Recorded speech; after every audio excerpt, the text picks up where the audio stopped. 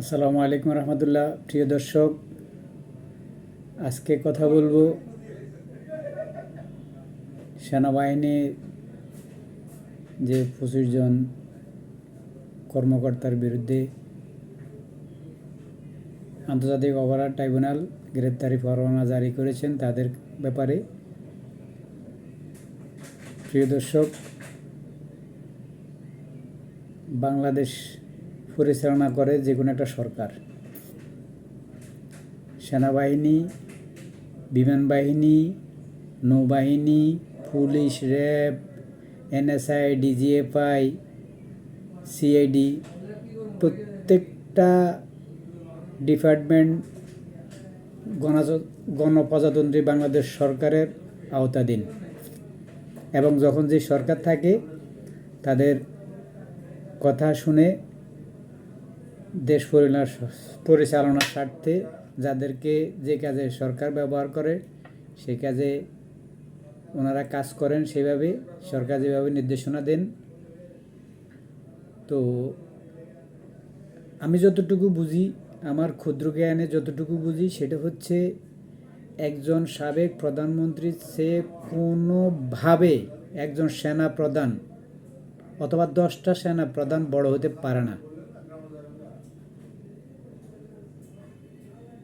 সেনা প্রধানরা, আমাদের দেশপ্রেমী সেনা প্রধানরা, সেনা সদস্যরা আমাদের অতন্দ্র প্রহরী, দেশকে শত্রুমুক্ত করার জন্য ওনাদের ভূমিকা, দেশের বিভিন্ন দুর্যোগে ওনাদের অনন্য ভূমিকা প্রশংসিত। আমরা বাংলাদেশের সাধারণ জনগণ ওনাদেরকে দেখলে আমাদের অন্তরটা আনন্দে কেঁপে উঠে। আনন্দে, ভয়ে নয়, আনন্দে আমরা আত্মহারা হয়ে যাই যে আমি এখন নিরাপদ।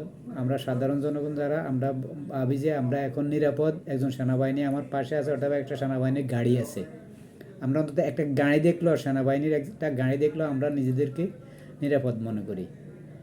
এখন কথাটা হচ্ছে সেটা হচ্ছে আপসহীন দেশনেত্রী, গণতন্ত্রের জননী, খ্যাত বিএনপির চেয়ারপারসন বেগম খালেদা জিয়া যদি সরকারের নির্দিষ্ট গারদে জেলখানায় থাকতে পারে মিথ্যে মামলায়, বানোয়াট মামলায়, তাহলে আমাদের যেসব বিপদগামী সেনাবাহিনী যারা খুনি হাসিনা বানানোর জন্য, ফ্যাসিস্ট বানানোর জন্য যারা সহযোগিতা করেছে সময় তাদের বিরুদ্ধে অভিযোগ মোটামুটিভাবে প্রমাণিত। তাদের বিরুদ্ধে তদন্ত হওয়ার পর তাদের বিরুদ্ধে ওয়ারেন্ট জারি হয়েছে গ্রেপ্তারের জন্য। এখন জানি না আসলে কেন জানি সরকার তাদেরকে সেনা ক্যাম্পের ভিতরে একটা ভবনকে সাব জেল হিসেবে ঘোষণা করলো। কেন তারা কাশিমপুরে থাকতে পারবে না? কেন তারা কেরানীগঞ্জে থাকতে পারবে না?